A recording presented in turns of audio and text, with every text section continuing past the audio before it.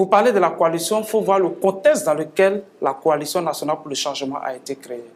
Nous nous rendons bien compte que le pouvoir Ouattara avait fait un passage en force pour aller aux élections pour se proclamer vainqueur. Mais il y a aussi le piétinement des droits de l'homme.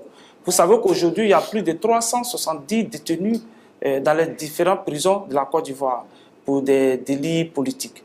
Nous savons qu'en janvier 2015, il y a même un pasteur de 66 ans, du nom de Toi, qui a été arrêté, qui aujourd'hui est sans jugement, qui se trouve à la Maca. Et au niveau économique, c'est la morosité aujourd'hui. Il y a quelques heures, on vient d'augmenter le coût de l'électricité en Côte d'Ivoire. Ça fait 2 fois de suite en une année. Est-ce que vous voyez? Aujourd'hui, on nous parle de croissance économique, mais on ne sent pas cette croissance dans la population. Aujourd'hui, on ne parle même plus des paniers de la ménagère. On ne sait même plus s'il faut parler des sachets. C'est dire que les Ivoiriens n'arrivent pas à manger à leur faim. Le chômage, aujourd'hui, le taux de chômage est galopant. Ça veut dire que c'est dans ce contexte qu'est née la coalition nationale pour le changement. Et nous pensons que c'est une alternative crédible pour la Côte d'Ivoire. Justement, en termes de crédibilité, est-ce qu'une coalition qui fait déjà avoir des discordances de son peut être crédible face à un pouvoir? Moi, je n'appelle même pas ça discordance de voix, de son. C'est le pouvoir qui manigance tout ça.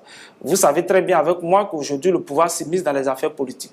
Au FPI, ce qu'on appelle crise, qui n'est même pas une crise, le pouvoir tente de s'immiscer dans les affaires politiques. Mais ce n'est pas le pouvoir pour se donner une opposition, pour se donner des candidats. Oui, mais ce n'est pas